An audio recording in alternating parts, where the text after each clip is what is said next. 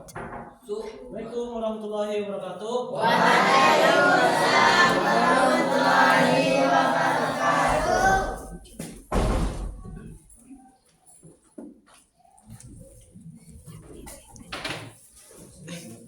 Baik, sebelum kita memulai pelajaran, baiknya kita mempersiapkan untuk membaca doa sebelum belajar. Langsung kelas, silakan. Esta'id. Naam. Ikrar doa. Bismillahirrahmanirrahim. Rabbir lina ilma warzuqna waj'alna minas sholihin. Bisa kabarkan.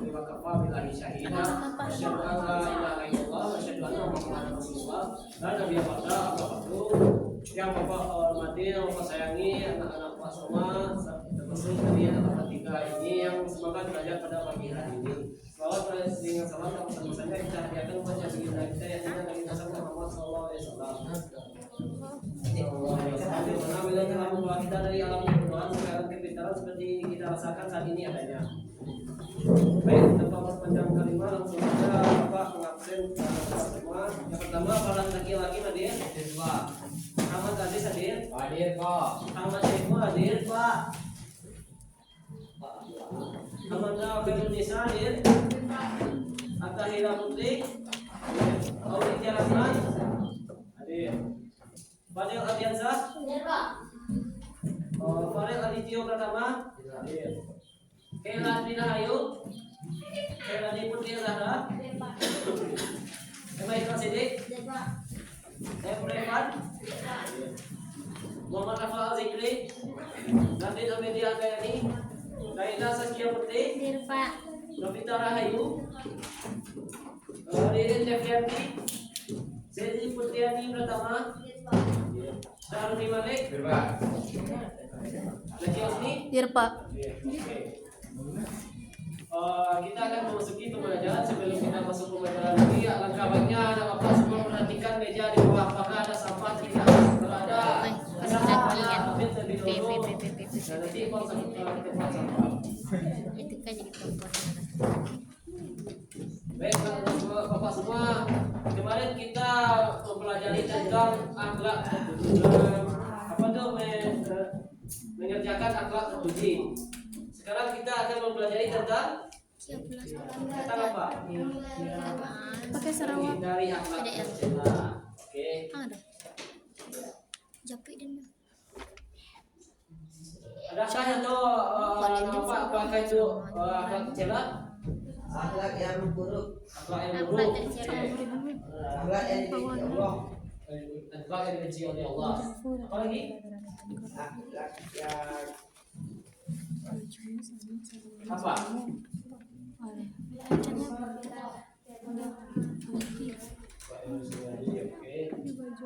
Baik. Dan sekian banyak akhlak yang tercela yang kita pelajari, yang kita ketahui dalam kehidupan kita sehari-hari. Ada beberapa yang kita pelajari tentang menghindari akhlak tercela. Yang harus kita hindari. Nah, ini 4 poin. Yang pertama ialah anania, yang kedua putus asa, yang ketiga badab, yang keempat tamak. Poin yang pertama, apakah itu anania? Anda bapak semua ada yang tahu? Egois. Apa Lin? Egois. Oh, egois. Kita? Egois. Oke. Egois. Apakah Lin pernah melihat orang egois di dalam kehidupan sehari-hari? Nah, gimana misalnya? Ya, bakal. Nah, ya. Kalau kehidupan masyarakat enggak? Karena ini menjawab pertanyaan Bapak dengan benar yang adanya dan egois, jadi berilah plus ya.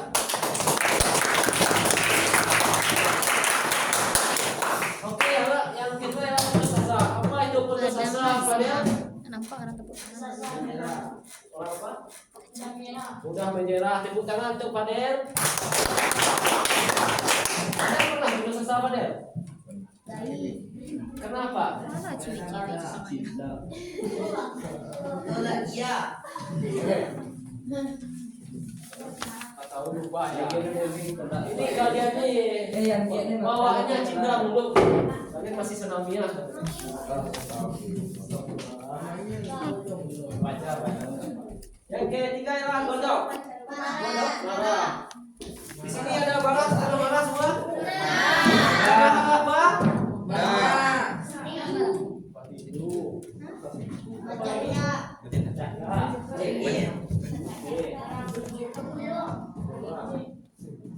Banyak sekali ya. Yang keempat adalah tamat. Apa itu tamat? Rakus. Kita apa?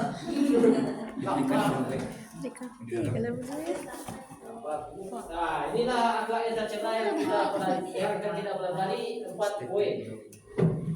Oke. timpangan Nah, tunggu dulu sebentar ya. biro mungkin iya dia mencoba simetris dan simetris. Oke, next. Anania ada dampak negatifnya. Anania disebut juga egois atau sifat yang menilai sesuatu berdasarkan kepentingan sendiri dan meremehkan orang lain. Contohnya yang anak bapak ketahui dalam kehidupan masyarakat atau kehidupan sekolah apa biasanya orang yang egois itu? Dalam hal apa? Dalam hal belajarkah? Dalam hal bermain atau contohnya bermain apa? Bermain kita upet.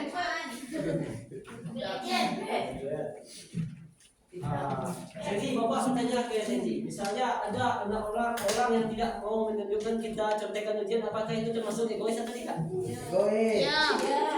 Dia punya orang egois, Pak. Kenapa kalian mengatakan menyontek itu egois? Nanya mementingkan dirinya seorang. Tidak, kalau bagi bapak itu bukanlah egois. Oh, Bapak salah.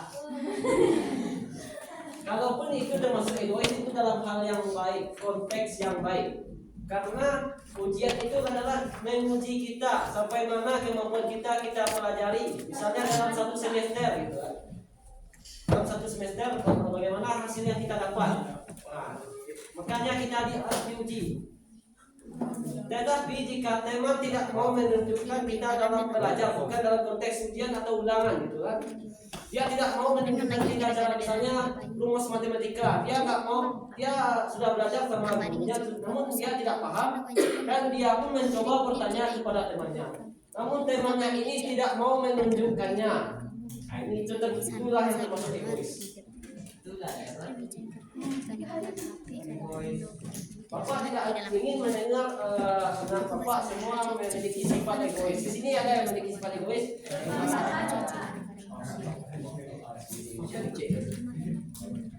Kalau dapat kita janganlah menunjuk orang, gitu kan. Kita koreksi diri kita. Apakah diri kita ini ada sifat egois atau tidak? Kita koreksi diri. Itu tidak.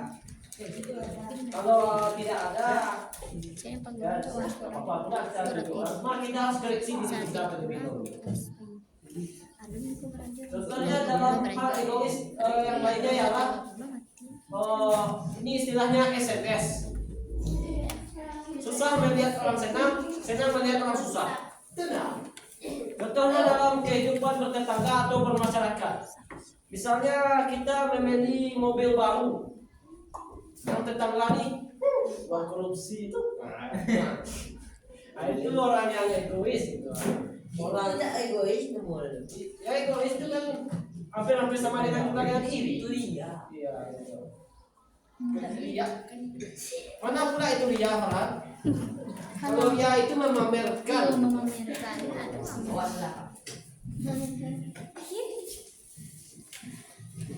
Atau satu lagi, misalnya ada orang mengalami kesusahan gitu. Orang sudah minta tolong tetangga kan.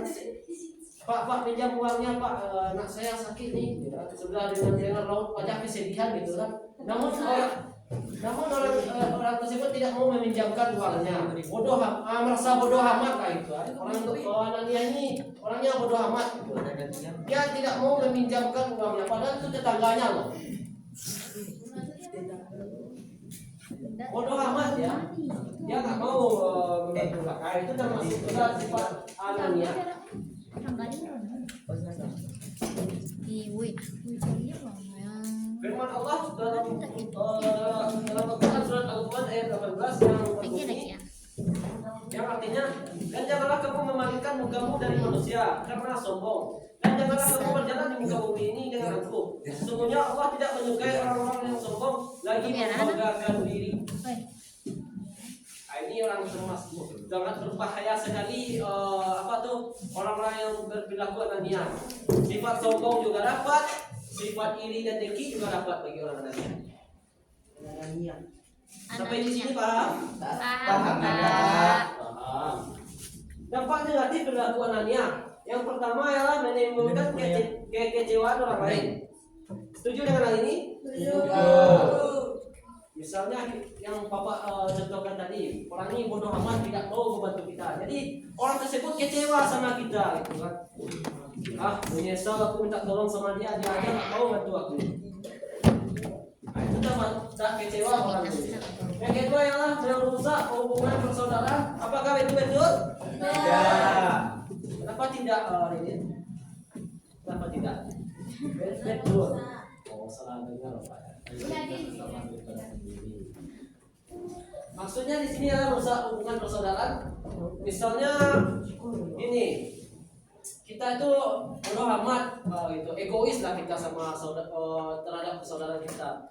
Jadi karena keegoisan tadi kita itu menjadi terpecah. Tidak. Terpecah hubungan persaudaraan tersebut. Menjadi hancur. Tidak bisa tidak bersatu lagi gitu kan.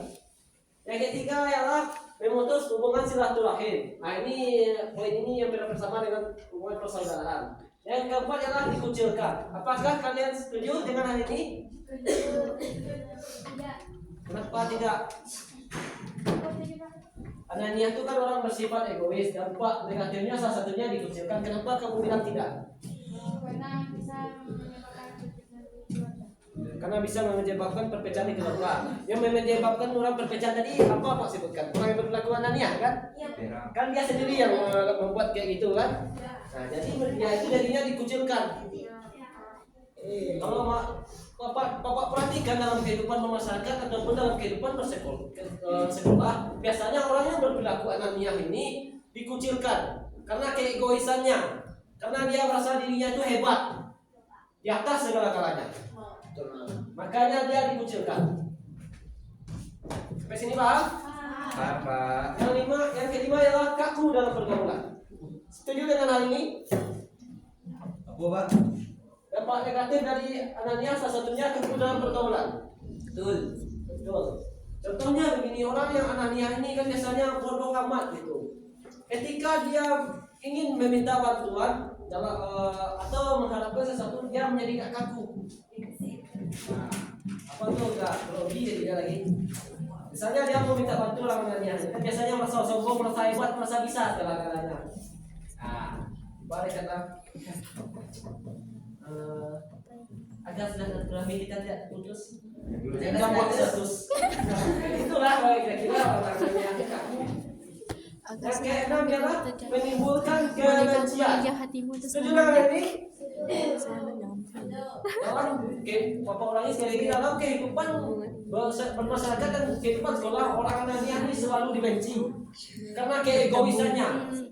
Bapak bertanya ke kalian semua, kalian pasti akan menjadi orang dewasa kan? Pasti ingin mempunyai pasangan kan? Yes. Ya. Apakah kalian ingin memiliki pasangan kalian yang bersifat anania atau egois? No. Ya. Pasti benci kan? Yes. Kalian menimbulkan Ya kebencian. kan cari yang beda. Yang kedelapan ialah sulit menerima Red kebenaran. flag. Setuju dengan hal ini? Anania ini merasa dirinya benar, merasa dirinya itu di atas segala-galanya, merasa di atas segala bumi. Seperti bumi ini punya bapak dia gitu. Ketika dia ada kesalahan yang dia lakukan, contohnya begini. Misalnya kita tegur dia dalam sekolah mencontek. Namun dia tersebut tidak terima gitu. Yang kedua, Rabu kesalahan tiga. apa nih? Kok aku ditegur? Ini kan ini untuk aku. Itulah orang-orang itu. Sulit menerima kebenaran. Yang kedelapan ialah berdosa kepada Allah Subhanahu wa taala. Segala perilaku akhlak tercela itu akan mendapat dosa ganjaran dosa dari Allah Subhanahu wa taala. Padahal sakit Bu, Padahal. Tidak perhatikan Bapak ya. Ya Pak. Sampai di sini paham anak Pak semua? Paham, Pak. Oke. Jelas. Aku Yang keempat ialah, yang kedua, yang ketiga ialah putus asa dan dampak negatifnya. Putus asa adalah sikap atau perilaku yang merasa dirinya telah gagal atau tidak akan mampu meraih suatu harapan atau cita-cita. Ia tidak mau berusaha melanjutkan apa yang diinginkannya. Itulah putus asa. Pernahkah Bapak merasakan putus asa? pernah Dalam hal apa? percintaan, Belajar kenapa putus asa? belajar keluarga bercinta semuanya. Selain dalam hal belajar putus asa karena hal apa lagi ada apa semua? Bercinta.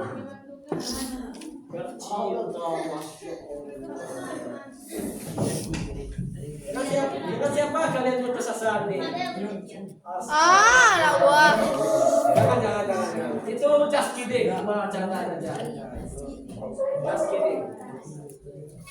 Putus asa ya, misalnya ya seperti apa ya, kalau dalam contoh untuk anak bapak semua kayak gini. Misalnya kalian sudah belajar sungguh-sungguh, namun ketika itu kalian mendapatkan hasil yang tidak memuaskan. Namun kalian udah putus asa. Kalian yang di kecil kalian berkata, untuk apa lagi belajar nilai situ-situ aja. Itu sudah termasuk putus asa itu. Dia tidak mau melanjutkan apa yang dia ingin capai. Pak, saya bersih Pak. Kemana Farhan? Bersih. Silakan. Jangan lama-lama ya Farhan ya, karena nanti takutnya ketinggalan. Oke, sebelum mulai lanjut, yang izin boleh satu orang saja. Silakan Farhan. Coba. Farhan, ayo. Meningkuk dah Bergabung dengan yang lain sentinya.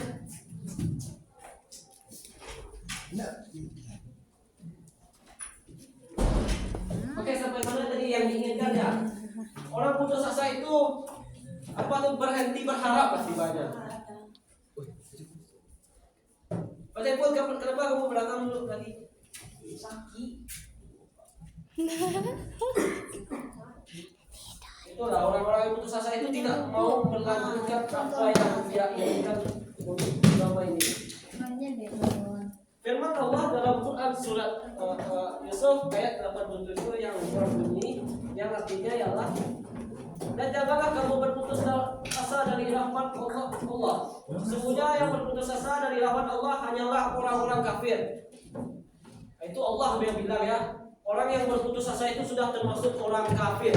Itu Allah bilang dalam Quran surat Yusuf ayat 87. Jadi ketika kalian masih diberi nafas, diberi kesempatan untuk hidup di muka bumi ini, maka berusahalah, jangan sampai kalian berputus asa. Dampak negatif dari putus asa. Yang pertama ialah merugikan diri sendiri karena membuang waktu. Setuju dengan hal ini? Yes. Apa tidak? Yes. Biasanya kalau orang putus asa itu anak-anak bapak semua, bapak pernah dulu putus asa. Putus asa karena nilai. Bapak galau. Bapak menghabiskan waktu di kamar saja, tanpa ada interaksi dengan dunia luar. Merendungi apa yang telah terjadi gitu kan. Senggol kakinya tuh. Merendungi apa yang terjadi. Kenapa lah aku terus begini? Kenapa aku sudah berusaha, aku sudah begitulah. Kerja apa itu cuma nangis, tidur, makan gitu aja, membuang-buang waktu aja, membuang-buang masa. Terpaksa keluar bahasa Melayu bapak ini ya. Tapi bapak kalau Malaysia ya, karena sering nonton Filipina dulu kan. Nah itulah merugikan diri sendiri karena buang waktu. Harusnya kita bisa bersenang-senang. Nah, waktu kita dihabiskan di kamar gitu. Yang kedua ya susah untuk mencapai kemajuan karena tidak berani berbuat. Nah, ini orang-orang yang putus asa ini susah untuk mencapai kemajuan karena apa?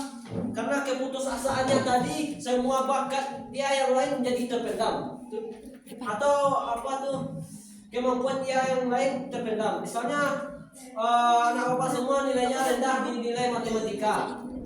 Namun kalian putus asa dengan suatu nilai itu saja. Padahal mata pelajaran yang lain banyak.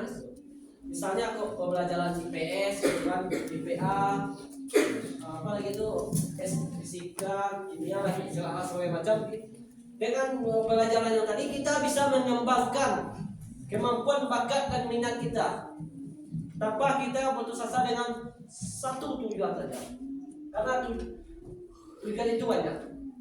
Ibaratnya gini, jalan itu tidak hanya satu, tapi jalan itu banyak. Pilihlah jalan itu sesuai dengan kebenaran. Orang putus asa ini memiliki ciri-ciri. Yang pertama ialah berbalas-balasan setelah mengalami kegagalan dalam suatu usaha. B. Tidak bersemangat untuk meneruskan usahanya yang gagal. C. Tampak murung dan tidak memiliki gairah berusaha lagi. D. Mudah terpancing emosinya sehingga cepat marah walaupun dengan sebab hal yang kecil. Orang yang putus asa ini orangnya mudah marahan, mudah baperan lah kalau istilahnya saat ini. Misalnya kita menyapa aja lah kita sama kita. Hai Hani, apa nih? Nah, itu orang kayak gitu sensian lah gitu orang putus asa ini. Hani. Kita nyapa aja baik-baik. Hai baby. Hai Hani. Nah, kayak itu lah contohnya gitu kan. Dah baby dong. Ih, apaan kamu nih? Jangan kurang ajar kamu sama aku ya. Nah, itu sensian orang putus asa. Sampai di sini ada Bapak paham? Paham. Masya Allah. Kita lanjut ke next. Godam dan dampak negatifnya. Godam berarti marah. Karena marah itu bersumber dari setan. Rasulullah SAW bersabda, yang artinya sesungguhnya marah itu dari setan. Dan sungguh setan itu dijadikan dari api. Dan sungguh api itu dapat dipadamkan dengan air. Jika seseorang kamu marah, segeralah berwudu. Jadi ketika kalian marah tidak terkontrol dalam diri kalian, terkontrol dalam diri kalian. Jadi kalian harap berwudu, karena itu akan mengurangi rasa marah kalian. Padahal akan begini. Bantu sekali Padahal. Senang Padel. Oke, penyemangat Pak. Penyemangat. Ya, lu main Pak. Tegak semuanya. Lebih semangat nih Pak. Ya, oke sampai mana tadi berwudu tadi ya? Nah, sampai berwudu. Jadi jika kalian marah kalian tidak bisa dikendalikan lagi, maka berwudulah kalian karena api itu bisa dipadamkan oleh air. Tapi ayah bisa Marah apa, Pak? Hah? Marah, Pak? Ya mar, ya karena marah tadi kita berwudu.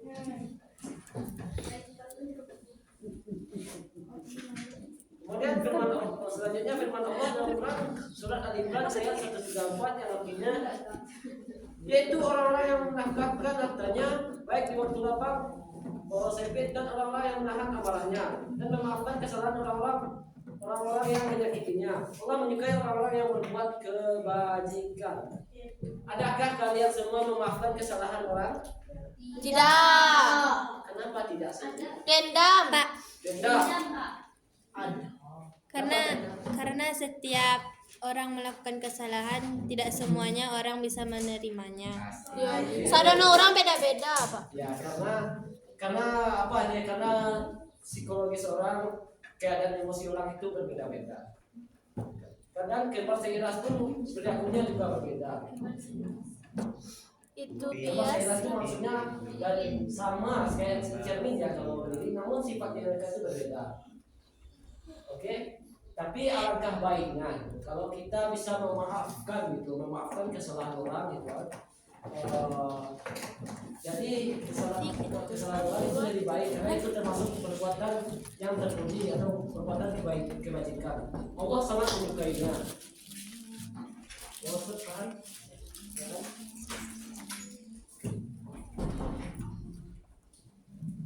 Oke. Silakan Fadil cuci muka terlebih dahulu.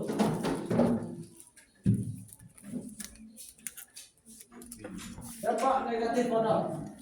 Kita masuk ke dampak negatifnya.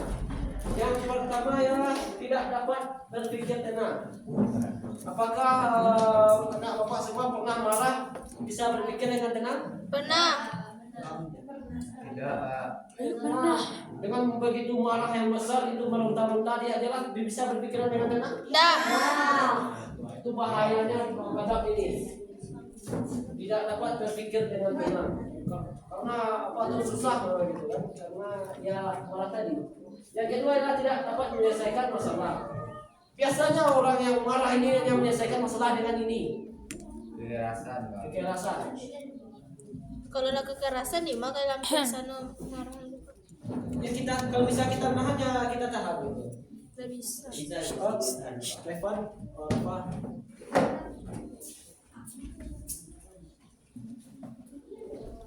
Oke. Apa? Kita kan sebelumnya telah mempelajari tentang akhlak terpuji yaitu sabar. Kalau kita dapat bersabar ya kita bersabar Pak. Jangan hati boleh panas, kepala tak dingin. Kalau kita dapat menyelesaikan masalah itu dengan sabar. Baik.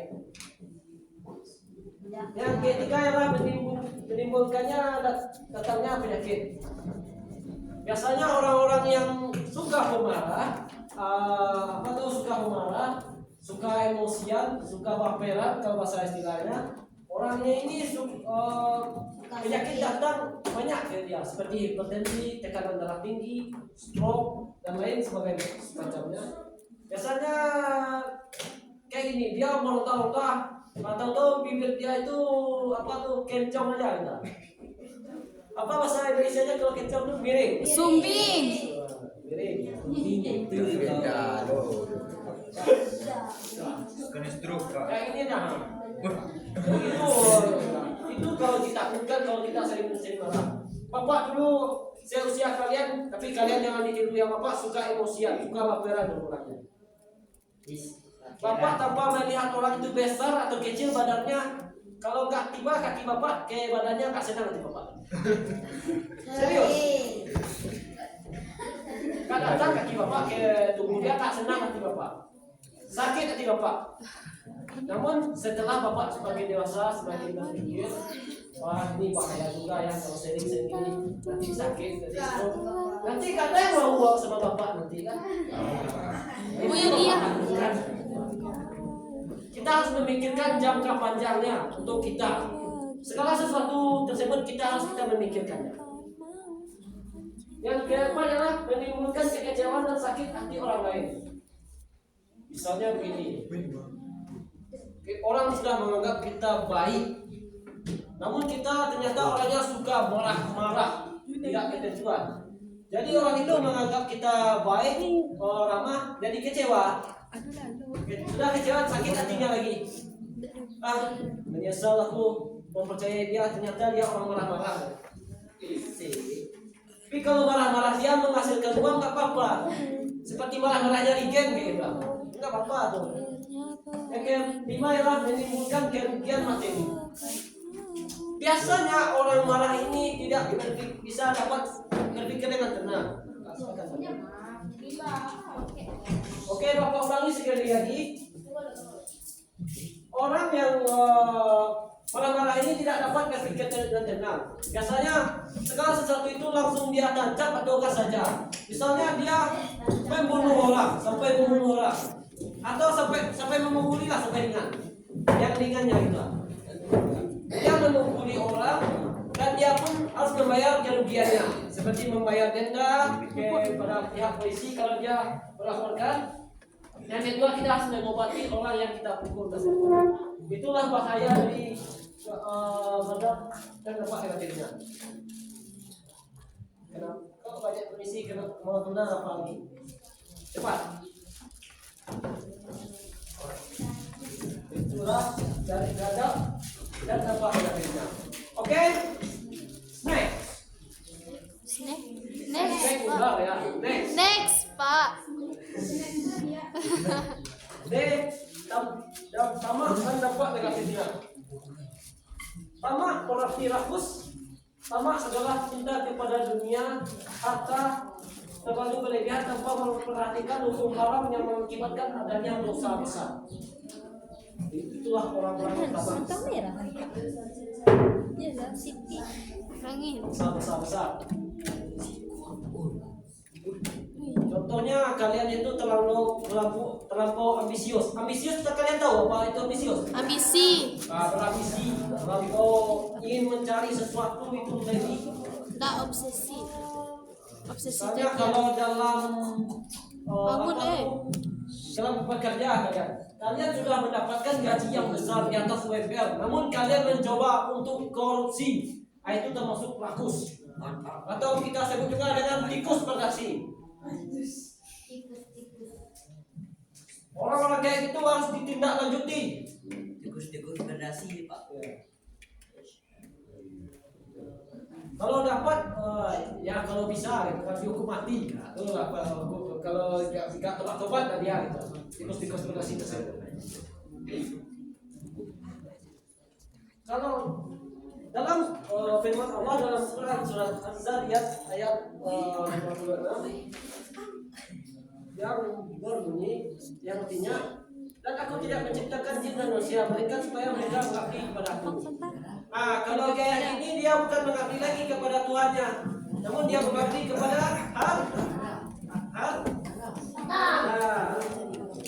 yang kedua ialah firman Allah dalam surat Al-Munafiqun ayat 9 yang artinya, wahai orang beriman, janganlah kamu dilalaikan oleh urusan harta benda kamu dan anak pihak kamu daripada mengasihi Allah dengan menjalankan perintahnya. Dan ingatlah siapa yang melakukan demikian, maka mereka itulah orang-orang yang rugi.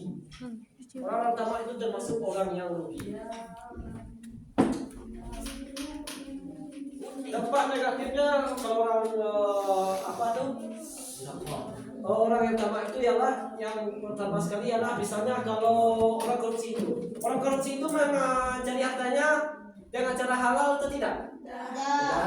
Yes. Dengan cara yang halal. Maka orang-orang tersebut tidak akan menikmati kenikmatan harta yang dia capai saat ini, selama ini.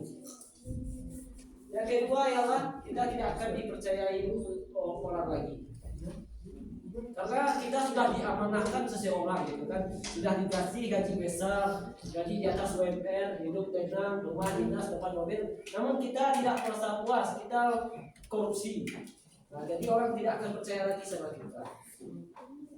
Yang ketiga ialah berdosa di hadapan Allah Subhanahu wa taala. Seperti yang Bapak bilang dari pada awal-awal tadi, setelah aku akan terpuji itu termasuk dosa besar. Baik, sampai di sini paham apa semua? Paham. Baik, Bapak ingin bertanya kepada Bapak semua, dari 4 poin tadi apakah kalian mengingat semua ini? Apa itu namanya? Egois. Yang kedua, yang ketiga apa? Yang ketiga? Marah. Yang keempat? Cinta kepada orang serakah. Rakus. Baik, Bapak akan memberikan sebuah latihan kepada kalian semua untuk latihan atau bisa dijadikan pekerjaan rumah. Dari tempat ini kalian harus mencari contoh-contoh atau kalian buat di buku latihan atau buku PR. Dari empat itu harus kalian beri contoh-contoh dari perilaku akal tercela. Sekitar 5 buat satu poin. Misalnya Anania 5 contohnya. Yang putus asa 5 contohnya. Yang beragam 5 contohnya. Yang tamak 5 contohnya. Jangan ada bertujuan kalau ada di buku latihan itu saja. Karena akan menghemat uang anak bapak semua. Kalau kalian buat di dalam beliau, Ya, itu Pak. tugas. Papa ulangi sekali lagi, kalian harus jadi Anania itu jadi contohnya 5, putus asa itu contohnya 5, gagal itu contohnya 5, yang tambah itu contohnya 5. Ya, 5. Berarti 20 sekarang, Pak. Ya, 20. Di rumah masing-masing, Pak. Ya, di dalam kehidupan kalian sehari-hari. Misalnya ada kalian nampak di sekolah perilaku tercela itu kalian masukkan dikatakan. Misalnya dalam kehidupan masyarakat kalian masukkan itu. Dalam kehidupan rumah di tetangga itu boleh. Sampai di sini kalian sudah paham? Paham, Pak. Hanya itu yang dapat Bapak sampaikan. Terlebih terkurang Bapak mohon maaf. Bapak sudah dengan Assalamualaikum warahmatullahi wabarakatuh. Waalaikumsalam warahmatullahi wabarakatuh.